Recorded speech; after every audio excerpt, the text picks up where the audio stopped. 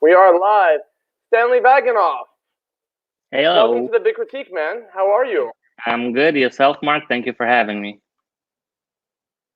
Thanks for coming on. I'm pretty good, man. Everything. Hello. Welcome to the BigCritique, man. How are you? I'm pretty good. Everything Good. considered. Yourself, Mark? Thank you for So I'm having me. getting a little feedback right now. Yep. Thanks for coming on. I'm pretty good, man. Everything. Hello. Welcome to the BigCritique, man. How are you? I'm pretty good. Everything Good. considered. Yourself, Mark? Thank you for So having I'm getting a little feedback. There you go. That's why. You still there? You good, right? me. Yep. I'm good. Sorry about that little initial technical. Nope. But so Stanley Vaganoff, you own your own creative agency. Let's talk about that, man. Explain what you Yes. do a little bit. Well, I started out as a designer back in 2005. I went to school for that. Picked up coding along the way, a little iOS engineering, server engineering. Worked then transitioned from design into UX, and then from UX into product management. Then worked as a head of product for a company out in New York, which is one of the top 5 agencies when it comes to digital product development. And then 2 years ago, 2 years and 2 days, I opened my own firm. Congratulations. Thank you. And we are a New York City-based agency that focuses in digital products design and development. Very nice. We do offer branding, but it's something that we're not really focusing on as much as probably should, or probably be more positioned into it. But primarily we do build large-scale digital products, whether it's a website, an application, a piece of software, Right. anything like that. That's incredible, man. That's awesome. And so, as someone who has a long background in the tech industry as a developer, and now I'm in project management myself and just general solutioning. It's not an easy field to not even to work in. It's definitely not an easy field to manage a company. And there's nice little tremendous sized headaches every day of the week. I'm sorry. Correct. Yeah, I think the biggest thing there is really the key is managing expectations. Managing your own expectations, managing each team member expectations, managing Yeah. expectations of clients, and really making sure that everyone's on the same page, working towards a common goal. Right. So let's talk about user experience now. So I actually a large part of my job currently is a user experience designer. The old term for it is a business analyst, analyzing the needs of a business. At least where I work, that's the old term for it. But a lot of people are saying that the way the industry has transitioned, business analysts are now just transitioning into user experience designers, because both positions have to analyze the needs of the business and create an experience that makes sense and is optimal for the end user. So you just said you've been a designer for I think it was 15 years. Yeah, a little over that at this point, but yeah. Right. So let's talk about how important design is, but not just how it's relevant to building websites, web apps, or anything in the tech sector. I think that user experience design is really relevant in almost all walks of life. I mean, more specifically the business world, so we'll focus on that. But how do you, as somebody who's really been in this for a long time, let's talk about that. What do you think of that? What do you think people have missed out on? And go ahead. Well, I think the biggest misconception is, as you've mentioned, it's that this term gets thrown out so much, yet very few people really understand what it is at the end of the day that a UX person should be doing. If you go on any LinkedIn, on any hiring platform, the term UX and UI are so closely knitted that it just becomes this singular entity, this elusive unicorn that everybody tries to grab, but very few do. And then the reason being is that you're either a designer or you're an experienced designer. I believe a strong designer with the understanding of what design actually is should be able to embody both of those practices, but very few do. And I believe it's unfair from agencies' point of view to start hiring people, merging these entities into one, while paying a single salary for really just one thing. And I think that kind of came from When I was finishing college, iPhones weren't. I just came out. I believe 2005, 2000, or maybe even earlier. The first Right. few iPhones came out, so that's when the segmentation of this digital atmosphere has happened. You no longer design just websites. You now have to design it for tablets, for mobile, and I think that's what kind of caused this whole seismic shift. Is that there's so many devices now. There's so many things, at least in digital space itself, that is no longer, you're not just a web designer now. You have to be a mobile designer, and all these things require its own set of behavioral points. How you visit your website versus how you ingest and digest news, how you play games, how you absorb information on a mobile is quite different from a desktop. Yeah, So yeah. all of those things kind of merged into this one yet divided hybrid UX UI designer, and I think that's what kind of now everyone sees, at least majority of people, and interpret it as, okay, this is a one person who's going to be designing a website, and UX really just for the most part means, where should I put a button, or how should a menu look or behave, etc., etc., which is, yes, it's true. It is part of usability, but that's not what experience is. Experience is joy. Experience is anger. Experience is like the feeling you get from interacting with your brand. You right now people are trying to get these checks for $1,200 for the payment protection. IRS released a portal where you can kind of track if you were issued a payment or not. And then if you put in the information, majority of people just present to the screen that says at the time, we don't have any information. And that's where your journey ends. That leaves you feeling frustrated because you're like, well, what happens next? What should I do? Like, it doesn't give you any guidance as to what to do or how to go about finding out more information.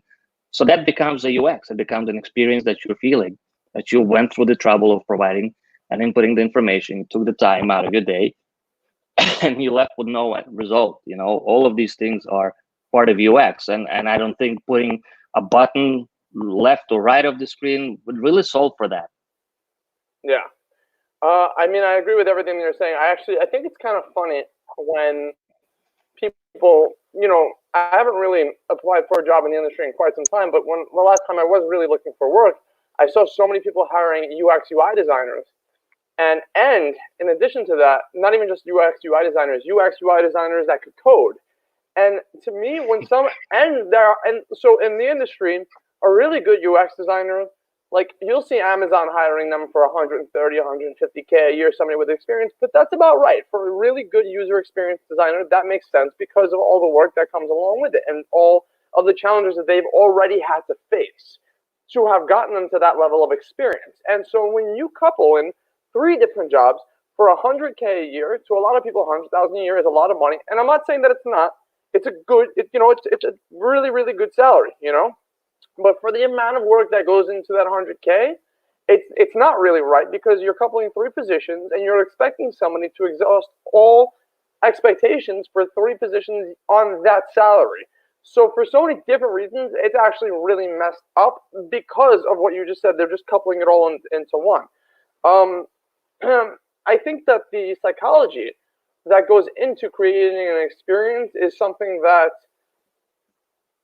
I don't think a lot of employers that hire for this position realize what should be hired for this position because of the fact that from where all these positions stem from, 5, 6, even around 4 or 5 years ago, let's say, maybe a little bit longer than that, but like if you wanted somebody to make your website, you hired a web designer, and then when the website turned out like not the best quality for whatever reason, you'd be like, this person didn't really deliver on a service, I got really crappy quality or whatever. But anybody that would have looked at that same individual in the industry would have been like, no, you got what you paid for. You wanted to go get something reasonably priced, but it doesn't work like that, And what a lot of people don't understand is, like right now today, right? I love when people are just like I see this in so many different groups. How can I do a website for free? How can I get a website really cheap? Wix, Squarespace, like literally anybody that comes to me and tells me they want a website for free because they know I'm in the industry, I'm just like, sure, Wix or Squarespace, and if you have any questions, I can walk you through. Well, no, but I want you to do it for me. I'll be really honest with you. I recommend those routes to you because for me to take my time to do this, I'm going to have to charge you, and you're not going to want to pay the fees. You're just not. Like, not for your small benefit. Like, it's not that you don't want to, it's you might not have budget for it, which is fine, and I get that. But a lot of people have this misunderstanding of like what it should cost versus what it does. So I really like to take the time to clear that up. You know? Sure. Good point. And I see this happening all the time. Obviously, it's something I've dealt with as a freelancer my life, as a business owner. You know, people come, they love the work that you do, but they're not willing to spend. And I think the biggest misconception here, well, there's a twofold to it. Number one, unexperienced designers trying to capture the market by producing subpar work and giving it away, bottom dollar or almost free, just to get some exposure, just to get some work in for the door. And I see it all the time. You know, even junior, even intern positions. I'll do the work for free. I'll build you your site. You know, great, but you, as a business owner, you know, I would stop and think like, well, what am I really getting for free? You know, if I had a stomach pain or a heart problem and I didn't have insurance and I'm walking down the street and somebody like, I'll do it for free. I'll do that. Like, would you truly trust your health and your well-being into something like that? Or would you really spend time and look like, hey, I have a serious heart problem. I probably need to find the best of the best to be able to make sure that I avoid any pitfalls and potentially even die.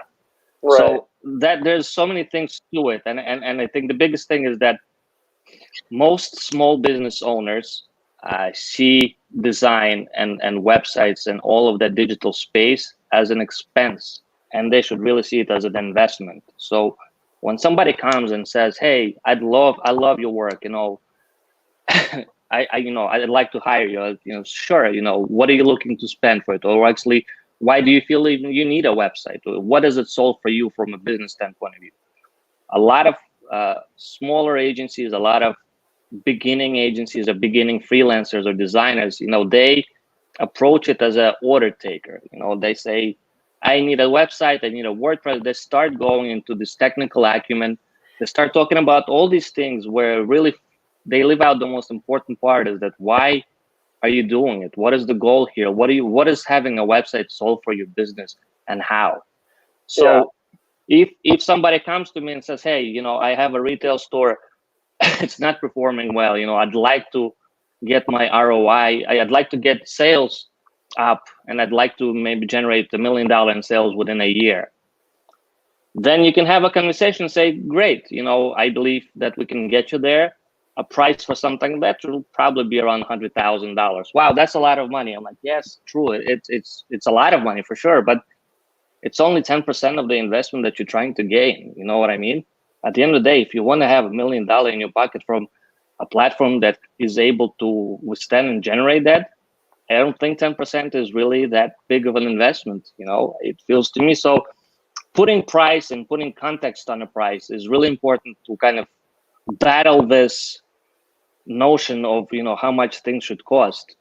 And it's really, you have to become, just like you said, you know, I don't think I'm the right person for you. I'll gladly help you to get there, and then potentially one day we'll end up working together, and I would love that. But just at this point, if your budget is, and understandably so, only $2,000 or $5,000, I may not be the person. I can help you get there. I can help you find the people that might solve that for you, but that's not going to be me, you know. And I think just approaching it with empathy and understanding, because as a business owner and as a designer, you know, and like, I'm not doing this for 5K. Like, how dare he or she like even approach me with that? You know, I'm worth so much more. So that's like a designer ego that's talking there. But as a business owner, you know, you remember the days when you're starting out and you say like, you know, I have a brick and mortar shop. I have rent to do. I have to renovate. I have to get equipment. Oh, I have to get a sign. I have to get the stupid logo and a website. You know, on the list of the expenses, they usually are on the bottom somewhere, you know, and that's unfortunate. And I think in this current pandemic, that's really amplified that need, above everything, not above health, of course, but amongst everything else. It really shined the light on how unprepared we are and how crazily, easily, manageable, or not manageable, but how easy it is to put us to a halt, to full stop and not move forward. I watched an interview with John Oliver, and they did a research that's only 1/3 of the workforce and companies in the United States are able to continue working online. And that's 1/3. That's a crazy, crazy, crazy number. And then globally, with countries that don't have the same strong internet infrastructure and connectivity, that's probably even less. So what is it worth to you now? A website that would have cost you 100K, 2 months ago, may now cost a lot more. Yeah. So to give some feedback on everything you just said, obviously I agree with it. The other, so it is kind of tricky because it's just like, as I remember when I was first starting out, and you want to try to do free work, because how else are you going to build up your portfolio, right? Like, with no experience under your belt as a designer, even if you're not trying to start your own business and you're just trying to like freelance or get work, of course you're going to do free work. It is definitely. Why? You know what, Why? Sam? That's a really, really good question. And the answer is because my answer, hold on, let me backtrack for a second. Obviously, and I hate the fact that I have to disclaim this because people watch these videos and hope for some sense of authority on things like this, right? Disclaimer to everybody watching: these are really just all opinions, but they're opinions based on like substantial experience that me and Stan have had, right? So there is some sustenance to our opinions. So why should somebody have to have experience in their portfolio to get more work? Kind of a catch-22 at that point, right? Well, you just got out of school, you want to get a job, but you need experience to get a job. Should people hire you knowing that you don't really have any experience, but you have like some knowledge to get this done? Or should you do free work? Like, how do you conquer that? How do you get past the whole I have no experience, I think I have to do free work in order to bust into any industry, not just this one? How do you do that? Can you? What do you think? Well, I think it's an exchange of some sort, one way or the other. I think you're bartering your own time against a salary of some sort. So I think Right. if you're entering a field, any field, obviously you have to start somewhere. So assuming you've either gone to school or done pretty extensive studying of your own, that you have some validity as to why you want to enter and you feel you're ready for any kind of work, even an internship. But if you're setting yourself from the get-go to say, hey, for free work, for exposure and experience, I will do free work, you're setting yourself up on a very poor start, because you're now not really valuing your own time. You're valuing the the portfolio growth that you're trying to conquer. And I Right. think even at the minimal point, and I see this shift happening in technology more so now, that back when I started, internship didn't really you didn't get paid. It was free for experience. You also didn't really do that much of work pertaining, between getting coffees and bagels. It was No, it's an internship very usually little though. growth. But bigger companies realize that, and now an internship at Google is quite handsomely paid, and they understand that you're there to learn. Like I have an intern that I recently hired, and she was willing to do work for free. I said, no, that's crazy to me. Why would you spend your time? Like, that's the only finite resource that you really have. Money comes and goes, but the time you never get back. So I believe anybody in any industry, you have to value your time. You have to put a price on it, because I believe if you value your time and you put that first and foremost, people will appreciate you more. People will respect you more, because they know, like, yes, this guy may not be experienced, but he knows the value of things.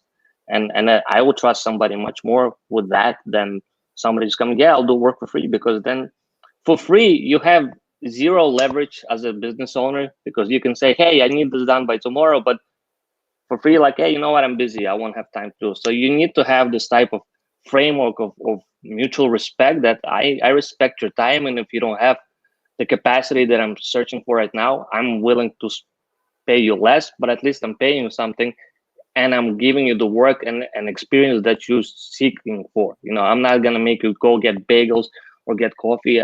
I'm there to pay you for your time and growth, and hopefully I'm investing into somebody that is willing to stick with me within the company and grow together. Or at the very least, I produce somebody who doesn't or design space with just more nonsense, like I'm gonna do work for free. Like it's Yeah. just a bad experience all around, I believe. Yeah. So let's circle back to user experience for small businesses. So number one, let's talk like, so to me, right, as a small business owner, like I'll put myself in that position right now. Like if I, for example, in a world where the coronavirus hasn't shut everything down, when everything goes back to the new normal per se, there will be some sort of a new normal that we all have to adapt to until we all build up a decent amount of immunity to this virus. Um, when we start to walk around again and stuff, what should, for example, let's say that I have a clothing brand, right, and I want to start selling online. To me, the best approach for somebody who wants to start selling a clothing brand online is to not necessarily look like they can pay somebody to build a Shopify or a Wix with an e-commerce store or whatever. But let's say, for example, I am somebody with a minimum budget and like maybe $1,000 to spend on a like on a digital presence, so to speak. To me, I would recommend that that person hires me, but not necessarily to build out a website. I would say I would hire me to, maybe if you really want like a specialized brand to you, fine. I get a designer going and all that, or I can walk you through how to use a platform like Wix or like Squarespace, implement an e-commerce shop, and advise you on what to do as far as how the design should go, how the flow of things should go. That's what I would do personally if someone came to me and said, I have a very low budget, I got maybe a few hundred or maybe 1,000 to spend, but this is what I need to get done. I would advise them on how to put things together. And the reason, and maybe I'm wrong, maybe you want to counter that way of thinking, but the reason why that's my way of thinking right now for somebody with a smaller budget is because of the amount of times that I've gone through the headache of someone paying me thousands of dollars to get something done, right? To get a brand new custom made site done, right? And then you go through all the things that they want and a million and one iterations and deadlines that aren't met because they're not happy and want edits, and then they come back and say to you, well, you didn't meet the deadline. And it's not just in this, it's in almost any sort of venture I've ever had. Even when we have met a deadline, right? Because it happens too. You sometimes you miss, sometimes you meet, and when you meet, it's fantastic. Even when you meet one, they still come back to you with edits, and then you kind of have to say, well, all right, listen, this is, we met this deadline, just letting you know we met this. Everything else will be furtherly charged, right? But so to me now, I kind of just want to maybe go the route more of a consultant for lower budget projects where I can guide the people along to platforms that can save everybody the time and effort and really just tell them, in my experience, how to make their digital presence flow. What do you think of that? I think it's a good idea. I think you have to be cautious about calculating how your time is spent. And let's say you get one client that's you're going to pay you $1,000 for consulting fee, correct? Mm-hmm. You need to calculate your growth ratio, meaning how many can you take on at the same time without stressing yourself out. I think the best way to go about doing that in large volumes is exactly what you're doing, and is having these conversations and producing content that will help them get there quicker themselves. you know uh, of course you can, if you say, listen, I got nothing else to do, and if I can take on 5-10 clients per month, I'm happy with that. That's Right. great. It really depends on your personal goals to what exactly you're looking to get out of it yourself, short of helping people out. And also you're putting a lot of faith into the dexterity of those clients, that they want to pay and get shit done. They very few understand the value of spending money to have somebody else tell them what to do. You know what I mean? It's I as a business love. owner. I'm sorry, I have to cut you off. I love that you said that because I've been hired as a consultant so many times before. And when you get hired as a consultant, people don't really want a consultant. People don't want to be told what to do. In my experience, again, this is what I've Mhm. observed. People don't like getting told what to do. Even when they hire you to do so, you can tell them, listen, you hired me. Like literally, I've told clients before, no, this isn't what we're gonna do, and they'll be like, well, no, but it is because I'm paying you, and this goes for like employment too. Because if you want to be a good, like a really good quality employee, you need to tell your boss no sometimes. You need to. It's called managing upward. You need to do that. And so when I've done that before in the past with clients, they're just like, we're paying you to do a job. You're going to do what we say. And you're just like, listen, this is my experience. You're wrong. People don't know how to accept that, which is really funny. That's why I had to cut you off. I had to go into that for a second. Right. So I've dealt with that as well. And I think that what separates a true consultant versus just somebody who's there to guide, or they're just looking for somebody to put a blame on, perhaps, uh, is really begins with just asking the right questions. And I think really understanding that, as from the beginning of this interview, I said, it's all about managing expectations. And that's what it really comes down to at the end of the day, is that whatever you do, you can get paid, for anything, as long as the expectations are met. That you meet with somebody and they say, hey, I need this. Great, I feel you. Why do you feel you need this? What is it going to solve for you? How will $1,000 solution actually solve that problem for you in the business? What is the business problem that you're facing?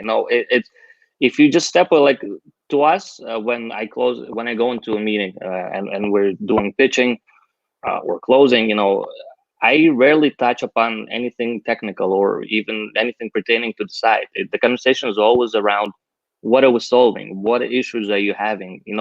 How much of that issue is really reliant upon having a website, an application, or some sort of whatever I'm willing to do for you.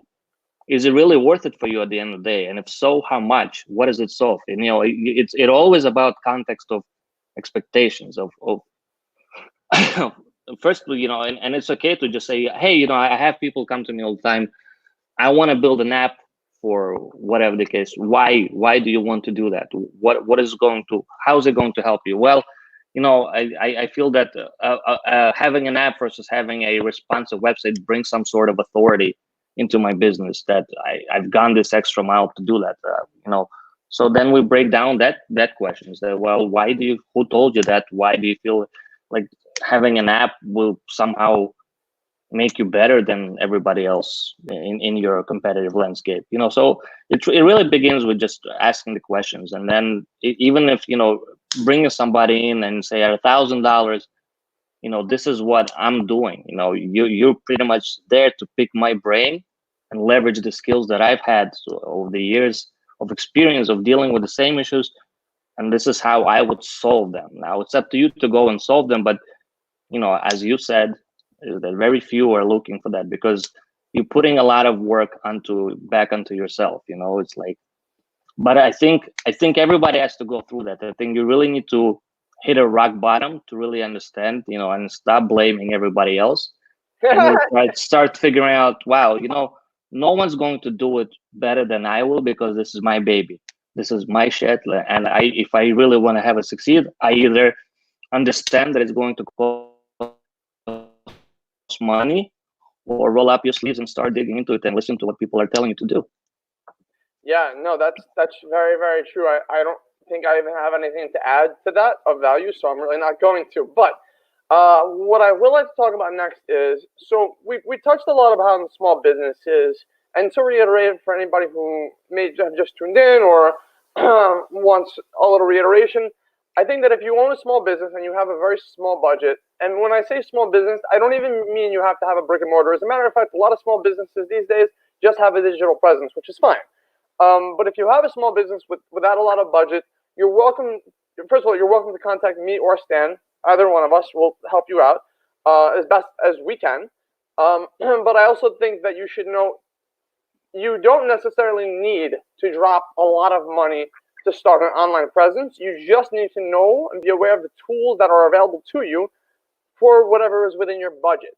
And if somebody goes ahead and promises you the moon, like somebody recently promised me, like, I love when people try to charge monthly fees for a website, and like instead of paying like a few $1,000s up front for a website, somebody was just like, yeah, I'll charge you, I don't know, $300 a month for a website and some digital marketing and that sort of thing. So I was just like, let me see the type of websites that are in your portfolio. I'm very curious.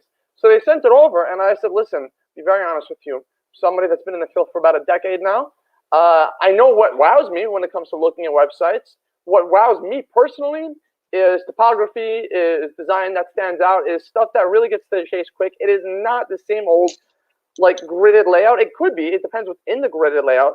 But new looking icons, minimalized text, but like enlarged text that really gets to the point quick.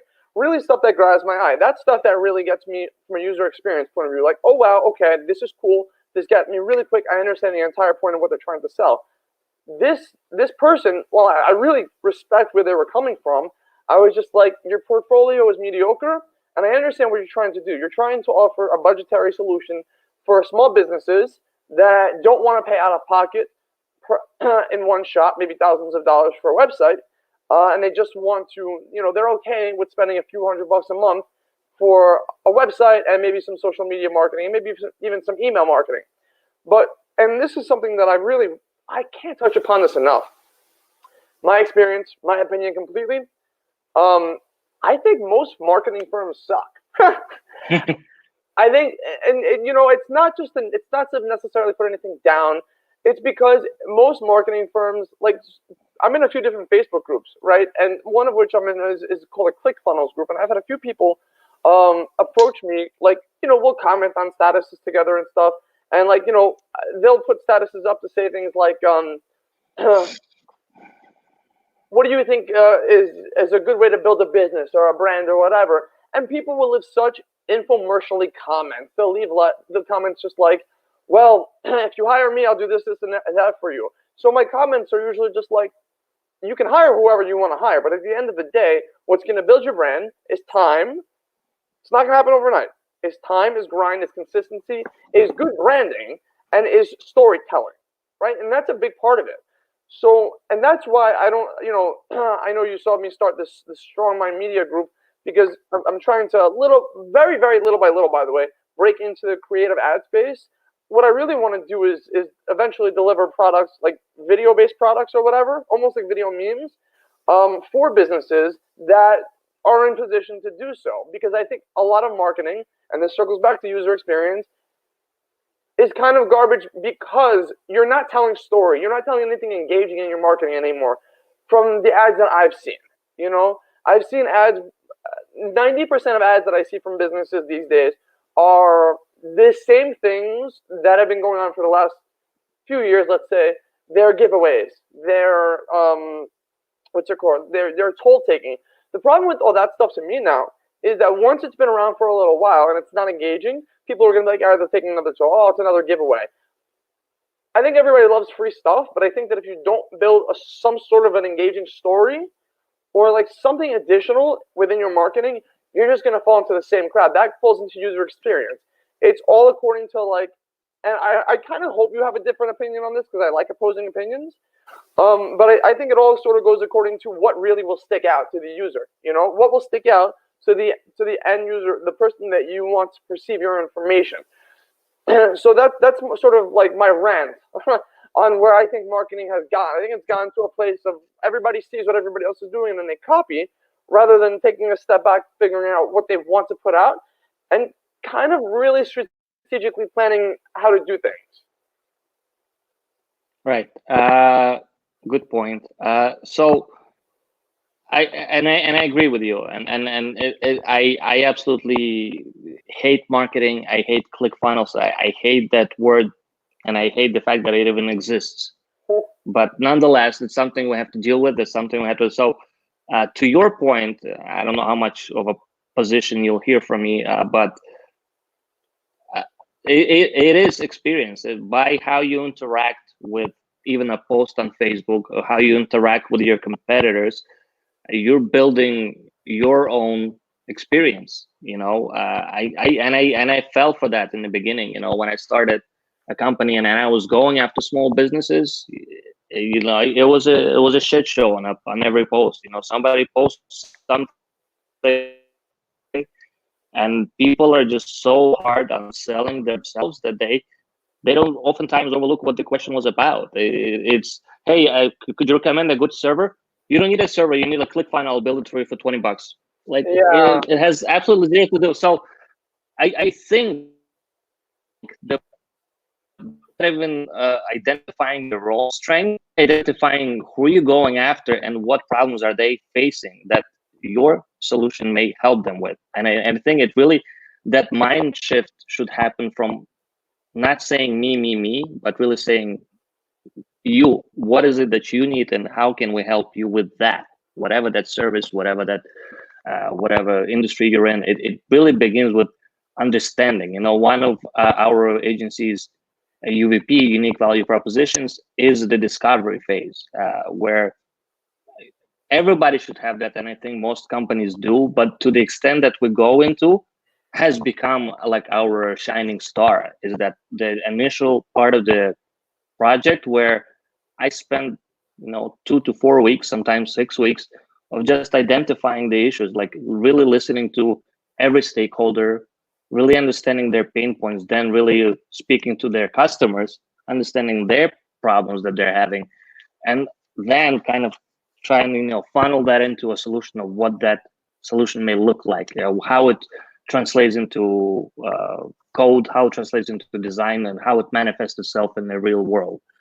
Right. So to your point is that it's these unique stories, like why Instagram, why all these small coaches or even consultants have gained traction, and why some don't, is that they tell their own story, and that story resonates with somebody in business that they see themselves in, but they quickly shift that conversation about them. They don't continue going like, I can give you this price, I can give you, you become almost like a conveyor belt or assembly line of just like crap. You need to step back and say, well, who do I really want to do this for? And I think at the end of the day, in any business that you're going to start, like, you have to have love for it. You have to have something that, as I said, your time is the biggest value that you have, and the finite resource.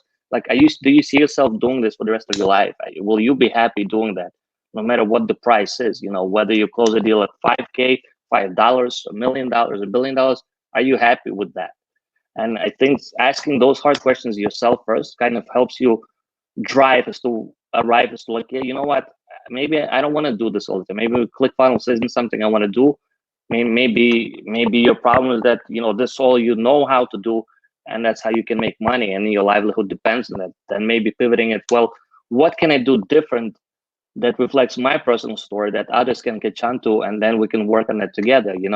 So I think it's important, as you said, having a personal story, having an opinion, but instead of fighting over the same accounts, I think what you're doing is much greater, because you're building an audience, and having an audience is much more valuable than going individually after each account. You know what I mean? You'll let the people come to you because you're there listening to their stories. You're listening to my story.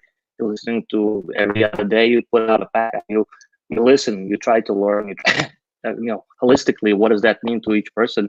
And then by doing that enough times, you may see a pattern emerge and say, you know what?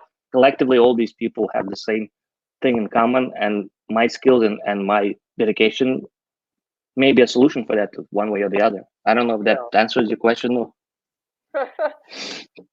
Yeah, no, you definitely provided some insight. I also would like to say I was sort of thinking as you were talking about it. I think that whether you're a small business, big business, or whatever the case may be, I think that what everybody should do, and this is sort of like in a life thing, whatever your opinions are, things, find somebody or find some source of information that has an opposing opinion to you. I think that here's the thing that I've learned. So, for example, I was doing logo for some. Well, I wasn't doing a logo. I hired somebody to do a logo for a different business, much lower scale than anything I pay you for. You know, you wouldn't have taken this that just was too small of a job for you. But the point is I delivered them. I got them a deliverable of this logo, right? And they were sharing their opinions on stuff and all that. And every time I have to do this for a client, whether it's a logo or a website or really any sort of creation, I always have to remind them, listen, I love that you guys have opinions because this is yours and you're buying it at the end of the day, and I totally respect that. But what you have to understand is, and this is something that's really, really difficult. This is a really difficult ideology to have. Our opinions, like my opinion on my podcast on this, doesn't really matter that much. It's not my opinion. It's whoever I'm attracting. It's my audience. It's a market's opinion, really. That's the opinion that counts. And it's really hard to take yourself out of that and like just sort of grasp that you're sort of leaving your entire product to be judged by everybody else, but you almost have no choice because that's what it is. When you get a logo developed, you can judge it all you want. You may think you have a fantastic logo, but that's your thing. You're not buying your own product. Other people are going to buy your product, you know? So where, for example, I may have had one thing in mind to talk about during this podcast with me and you, and I approached you about it beforehand because I talked to everybody before, do it just to like prep or whatever. I said some things to you and you were just like, we can, but I kind of got the gist. You were just like, I'm not sure how much your audience is going to respond to that, like for the target you're going for. So you might want to reconsider. And I was just like, you know what, you're right. I thought this would be valuable, but maybe for a different segment with different titles geared towards a different audience, you know? So that's an example of I thought it could have been a good idea, but when you took me out of my own head for a second, I was like, yeah, no, that makes sense for what people think they're going to get from this content. And it's so difficult when you're going to make a purchase for your baby, like your business or whatever, to put aside your emotion towards something to an extent. Like you should definitely like the product because you should be able to put some faith into it that it's going to sell for you, but it's really not your decision whether it does sell or not. And that is so difficult to really swallow, you know? I think logos and branding in general is one of the hardest sells to make, and it doesn't matter how big you are. Like there's companies like Landor, there's companies like Chermife and Geyser, who just specialize in logos, and that's what they do, and they charge $1 million for it. But at the end of the day, it's such a personal piece of property of IP that as you said, it's very hard to disengage somebody and say you're not doing it for yourself. Yes, you should have an equity say into what it means, but you can have the most beautiful logo in the world. You spend $1 million, and at the end of the day, it still becomes a part of the branding that people interpret themselves. You can have a cool shiny project, but if your UX, if your customer service sucks, that's what you'll be affiliated with. It's yes, making a simple memorable mark is one part of the equation.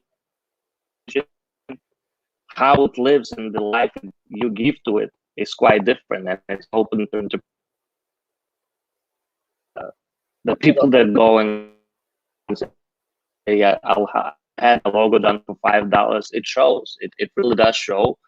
And the process that goes into it, like most people like, hey, I like this mark and I like these colors. Can you put them together? That's really not what this is about. You know what I mean?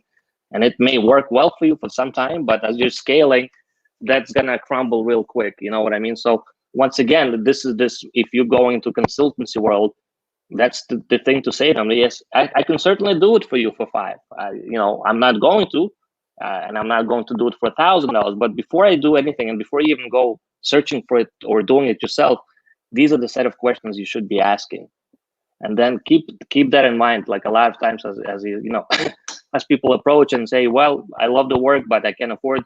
I said, "Great," and it's rightfully so. I don't know how imperative having a logo in the beginning stages of your business is. I think it's right, exactly. It could probably be exactly, but I feel like if the first try it's okay to pass, but as you're scaling and hitting specific numbers, or if you're going out of your graphic area and you're going more, I think that's when it starts to take effect, and that's when a smart investment from the beginning will get you for the next 5-10 years. But as you're going to rebrand, and you have a lot of touch points that logo is on, that becomes a multi-million-dollar engagement. So those are the things that small business owners. So one of the first questions when it comes to logo I always ask is, well, what is your growth strategy? How big do you want to go? How fast do you want to get there? And that will determine how important the logo is. So once again, to answer to your, it wasn't even a question, but to your point is that it's very hard to change somebody's mind. So the best thing you can do is give them enough information, or just teach them how to ask the right questions themselves. Yeah. And that should determine. So I think collectively, from what we're speaking about, it really comes down to not really what we're doing or how we're going about or how we charge it. It's how consumers and small business owners think. You're cutting out, man. It's really becoming to that level that, I had these conversations over and over time. Like, can you hear me? Say something now. You can start talking. Can you hear me? Yeah. Yeah, you just cut out for a few minutes, for like a few seconds. Hello? Can you hear me? Can you hear me? Sorry. So, yeah. Yep. Yes. No. Yeah. Can you hear me? Oh, yes. Stan? Can you hear me? You froze. Stan? Hello? Hello? Yep. All right. I'm here, man. I'm here. If you can hear me, I don't know, but I'm here. Okay, good.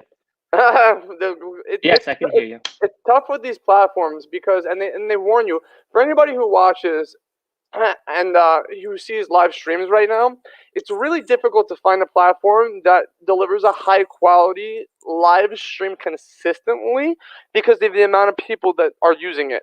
So while I hate the fact because it looks kind of unprofessional, you're not really going to win this battle on any platform right now. Not like I'm using StreamYard right now to do this, but not StreamYard, not Facebook, not really any of these platforms. Like just because of the amount of bandwidth that's getting used to stream, it's going to be hard to win the battle.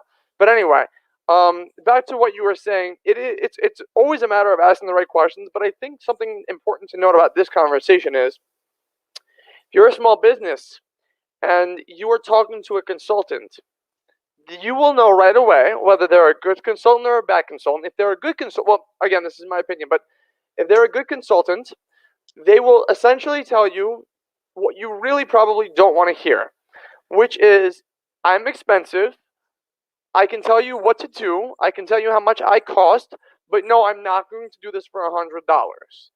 If it's a consultant that is, there's a really high likelihood they're not going to deliver the best of quality.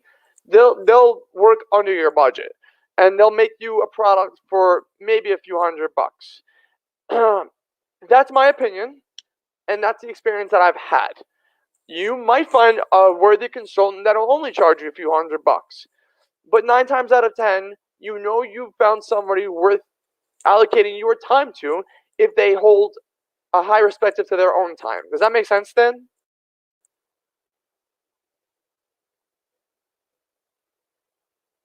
Stan? So yeah. Can you hear me? Yeah. Can you hear me? I can. Can you hear me? Okay. So I agree with you, and as you were saying it, it's ironic that I thought for a second, like, well, if I was to hire a consultant, what would I would want that engagement to be? And I feel that the funny thing is that when you charge a lot of money, let's say a consultant that is flexible or whatever is one thing, then I feel like you'll get a lot of talk back and like, hey, I want this, I want that. But if you were to go and truly establish your brand as a consultant that knows what they're talking about, and then your price tag is, let's say, $5,000 an hour, I think at that instance, people would listen, and not only that, they will blindly follow you and do whatever you tell them to do, because they most likely wouldn't even question as to why you're charging, but the fact that you are, that means, wow, this guy must be really good. You know what I mean? And that's ironic. the same way as you blindly trust a doctor without ever checking credentials. You're like, okay, well, he must know what he's doing. He's a doctor, and it's really almost sad that any other industry, specifically design and marketing or development, it's not taken the same way. It's like you always need to have a proof of the things you've done, the things you can do for them.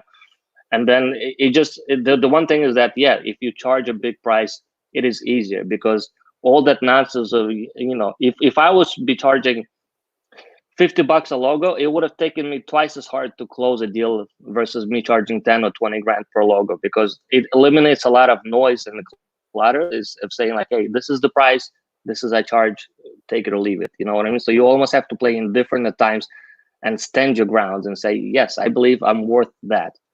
And I find it really. I definitely find the psychology of the sale when it comes to design interesting. Because, like, so for example, I was talking about this with my sister recently. I had an idea for a subscription based like e-commerce type of business. Something I have on the side right now. I'm not really going to get into it too much, but so we were talking, and she was like, "Well, why would anybody pay X amount of money for this subscription when they can get it somewhere else for a portion of the price?" So I very simply said to her, "Well, let me ask you a question. You know the brand Rolex, right? They charge for like one of their average watches like 10 grand, right? Why would anybody pay 10 grand for a watch when you can go out and get a Casio for maybe $100 and it'll still tell the time? Why would anybody buy anything when you have the time on your cell phone? Why would you go out and spend $10,000? Well, it goes back to user experience. 100%. The way that Rolex has marketed themselves over time is the king, which is in their logo. It's the king of all watches. It's luxury. It's prestige. You're only going to see the Rolex logo getting marketed and advertised in places where that company knows you'd have to have money in order to be there. So, for example, you will see the Rolex logo in almost every airport that I've ever been to, because broke people, like, not to say broke, but people who don't have as much money, they just don't travel as much. It's an expense to travel. So you'll see the Rolex logo all over most airports with a place, it's a guide. It's a guide to bring you to the store, because most airports will have a store where, at least the ones that I've been to, where you can buy luxury watches, because it's assumed that you have some money to travel with. So it's really interesting. Well, why would you spend 10 to 15 grand on a watch when you can get one for $100 and it tells the time? And I think the answer is simple. The answer is a level of ego. It's a level of prestige. It's like, yeah, I got 15 grand I could throw out on a watch. Not that you're throwing it out. It's an investment just to some degree, but it's also like, yes, I am wealthy enough to be able to afford this watch. That, like, I will always look to Rolex for incredible branding, because even in a recession, which, let's be real, let's be blunt, we're going to get there. If we're technically there already, right? Like, we're definitely not in a great economic state, that's for sure. I'm no economist, but, like, by just looking at how everything is going, it doesn't look fantastic at the moment. But anyway, I can promise you that people will still buy Rolex. I think their sales may have gone down a little bit, but people will still buy, because people who have money will be intelligent enough and educated enough to keep that money to them, probably make more of it even in a recession, and still buy the luxury items that they're used to buying, And so I think that everybody could really learn a lesson from Rolex. Not to say that you should price your services exponential, not to say that at all, but to say what they did, at least from my perspective, is they invested in, I think they invested in, like, world-class marketing and branding to be able to do what they do consistently over time. Maybe there was a little bit of luck. I don't know the full story, and I will research it, a little bit more in depth. But from the outside perspective, looking into that company, I can tell you that they are one of the best examples of prime branding that I've ever seen. I agree, and I think it also has something to do with their customer service. I think every piece you buy has a lifetime warranty. I believe if something's to happen, you're not going to be put on hold anywhere when you're trying to repair the watch. Everything from buying it, everything to you getting it delivered or picked up is all an experience. The same as you would say for Apple. That experience isn't just of how cool it's looking. It's the touch of the surface of the laptop, of how smooth it feels when you open the box. They spend hours and hours researching the right friction of material to get that little friction when you open the product of an iPhone or the box itself. They spend a significant amount of time because they care about how it feels. The debate is forever. What's better, Android or Apple? While technology may be neck and neck, and some may be overlapping, etc., but with pure design aesthetic and how it feels when you play with it, no one can touch that. Apple is the Rolex of technology, and there's a reason for. There's the reason they never have sales. There's a reason, like, I'm pretty sure. I was talking to my fiance. I'm like, I wonder now that the stores are closed and they reopen and try to make the money back, they'll offer discounts. Like, nah, probably they won't. And I I don't think agree. they will. And that's what you really want as a business owner. It doesn't matter what you own. If you strive for that level of excellence, and that you demand from within yourself, and that it will shine through to everybody else because you care for that.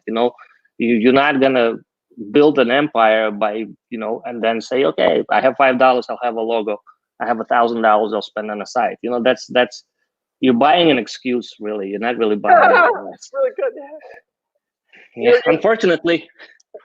You're buying an excuse, and we'll wrap this up shortly. But I definitely I want to touch upon one thing, a little theory that I have as far as user experience design is concerned, because I don't think people truly understand that it's almost applicable to everything, literally everything. User experience design can very easily be attributed to a restaurant that you walk into, a small business, if it's a brick and mortar, walking into that small business. You will 100% get one emotion out of walking into a barber shop that's well crafted, well thought out, how it's, how the paintings on the wall, the sort of seats that are there, the quality of products that the barber used, the type of music that's playing in the background. If the barbers offer you beverages, what kind of beverages they are, the way that they speak, if they talk really ghetto and slang, or if the conversation stimulates people, all these little factors work into place so much that, to me at least, that, like, if you walked in to a barbershop that charged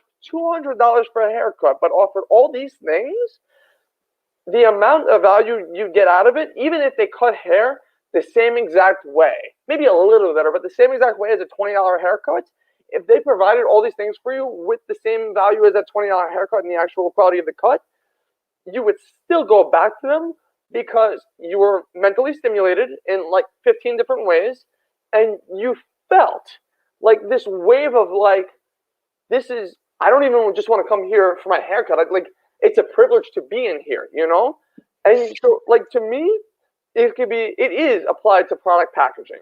Like, literally, you could sell plates. You could sell one plate, right? And I'm giving people nuggets of just like ideas or whatever. You could sell plates. You could sell 5 plates. But if you package them correctly and you send them all correctly and you market it correctly, you can build an empire literally manufacturing plates. Yeah. If the packaging... Perfect example. Sorry to interrupt. Yeah.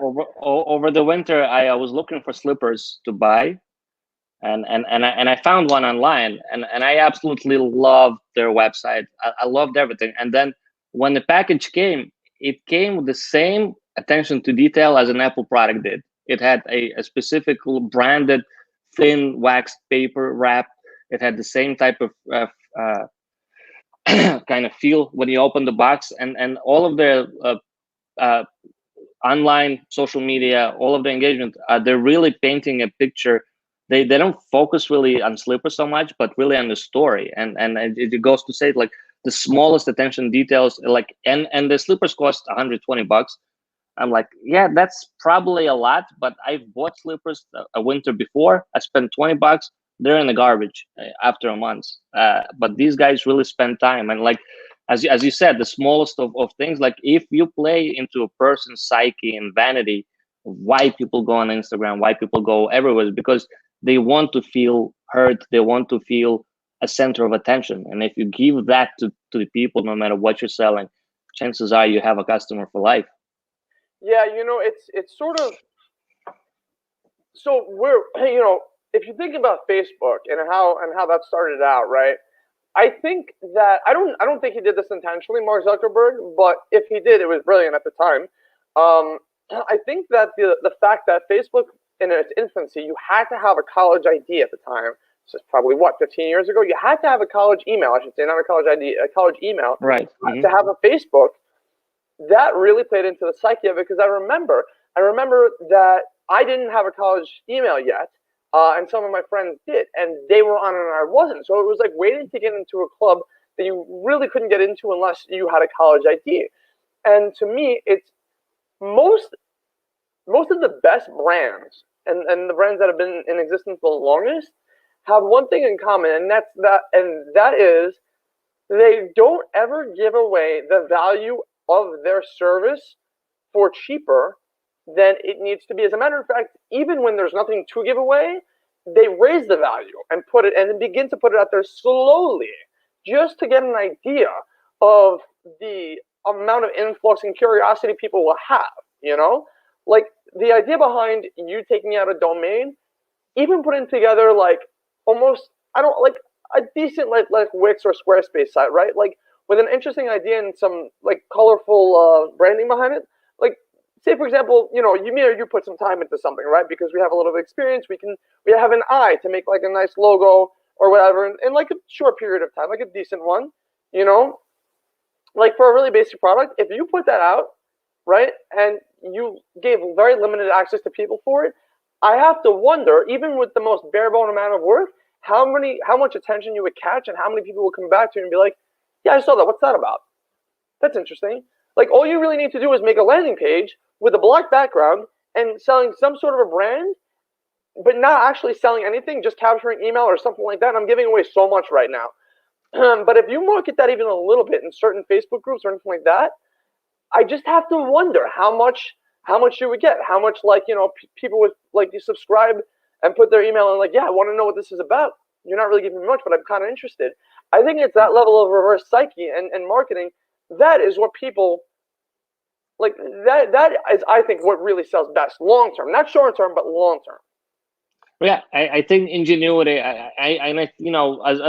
Wix or Squarespace as they may seem as a poor solution by the industry professionals within design or development, I think a beautifully designed Wix site will go a long way. I think it's really about creatively solving problems with the tools that you have at hand. And, yeah, it may not be a sustainable solution, but it could be an immediate solution. And I think, yeah, to play into what you said, like ingenuity and a little bit of creative thinking goes a long way. There's a site that is who is 99 cents, and it's basically you pay 99 cents to see who else paid 99 cents, and and it gained a huge traction. That's fantastic. Yeah, That's so it's brilliant. and You know, it's yeah, the best things I usually they'll come spur of the moment. You'll have that aha moment, and you can definitely capitalize and grow on that. But you have to really be that creative, or you really have to be that unique, or at least be open to the ideas, and don't get stuck in the ways like if I want to be competitive in the market, I have to have X, Y, and Z because everybody else does. Think of different ways of approaching your customers, unique ways of doing it. And there's always, and it's a story, and you're telling a story. You've come up something that unique story will go better than any marketing campaign you can envision. yeah. Yeah, so we're gonna wrap this up in a minute. We've been going for about an hour, but I do want to touch upon one thing now that you mentioned it. You said before that you mentioned before that I was bringing up Wix and Squarespace, and I really do want to touch upon this because I want the both of us. Well, you already sort of gave your opinion. Circle back to that real quick. I think that Wix and Squarespace can be number one. You can use. There are so many tools out there for web solutions, right? You can, if you're creative enough and resourceful enough, you can use Wix and Squarespace to get your business very far off the ground. It really depends. It depends on the needs of your business. Do I think that if you intend on being the next Chase Bank of your industry, that you could start there? You could start there. I'm not telling you you could stay there forever. You might be able to start with a Wix to collect email addresses and begin funneling people of interest like that. Am I saying that I think you could build a long-term scalable solution on Wix? Today, no, they might be able to change that. I don't know. You never know what the future holds. Today, a long-term scalable solution, no, only because of limitations from a development standpoint and a design standpoint, right? But do I think that there's an absolute value in paying the money that obviously the bigger budget corporations or anybody with a larger budget has to pay, like what Stan, deals with, what you deal with, like, 20, 50, $100,000. Obviously, you will 100% get a product that is more tailored for what you need as a business owner by going with them. Because so here's one really big difference in the user experience of a platform like Wix or Squarespace. Wix or Squarespace is not tailored to your needs. It's tailored to the general public's needs. So you're not getting something for you. You're getting something for a genre of everybody in your position. If you go to Stan, not only is he providing you with, yes, a lot of custom-made tech that he will provide a level of imagining customer service that I can guarantee you will not get with Wix and Squarespace, but he's also really tailoring something to your needs.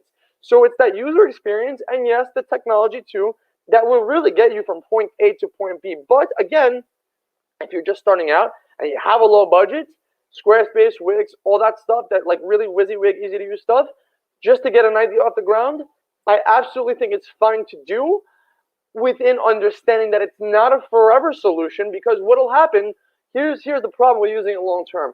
You will want to scale your business long term, and scaling your business always means implementing newer functionalities and design and development and things like that.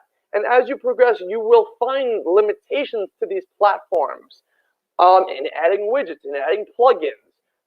Plugins like payment methods or booking methods, or like just as examples of what I'm referring to, to really dumb it down and stuff, because these seem to be things that a lot of people are using practically speaking these days. So the larger you get and the more you'll need to add to your like online presence, that is when you'll need to speak to somebody like Stan to really get the most bang for your buck. But also, and this is probably even more important, because Stan has been through this enough times where he can advise you like, hey, listen, I see what you're going for. I have other clients that have done this before too, maybe not like you, but in similar ways. And I can tell you that what you think you need isn't really the best solution for you. And that is one tremendous value to spending the money, if you have it, to working with somebody like Stan or like me. It's just that Stan has a company. He's established. He's been doing it for a while. He has a network of people that are really tailored for this. So that's really the difference between starting off with a Wix or a Squarespace or something basic like that, or even just going through somebody that's a little bit cheaper. When you're paying a large price for a product, and this isn't just in web design, this is probably almost anything. What you're really paying for is you're paying for a brand that has gone through the problems, that's gone through the failures, and that understands what has to get done to surpass those problems and failures in a way that won't cost you that much time. Because when you're going through it with somebody that's never been through it before, I'm sure they can solve the problem for you, but how much more time is it going to take? So when you're paying the extra money, you're really paying for somebody who already knows exactly like how to solve the problems, and is going to do it for you in a fraction of the time that somebody else would have had to first find those solution for you. And I think that's my rant. I appreciate the endorsement, man. Yeah, that's what I've learned, and that's like the what I really want to put out there to people that are just like, what do I do if I want to start this off? Oh, Shopify, that's the other platform. Shopify, Wix, this and that, whatever. Of course you can. You're always paying for the problems that somebody else has already encountered and how well they can help you with your product and solution. Right. So there is a quote that I want to leave off with. Yeah. As by Benjamin Franklin, and it says, "The bitterness of poor quality remains long after the sweetness of low price is forgotten." Stand back enough. Thank you so much, brother. I appreciate you. Thank you, man. It's been a long time in the making. I'm going to chop this up and do some highlights and stuff. But listen, Stan, what is the name of your agency once again? Put yourself on blast. If you want to, you're welcome to. I show you. We're called BeCurious. That's BeCurious.co, and we're a New York City-based design agency. Great, Stan. how can Thanks, people get in Mark. touch? I just visit the site or leave a comment, I guess, on YouTube or any of your channels, or even find us on Facebook at BeCurious_studio. Stan, I'm gonna let you go. Thanks so much, man. Have a good one. Thank you, man. Thank you. I appreciate it. Bye bye. Take care.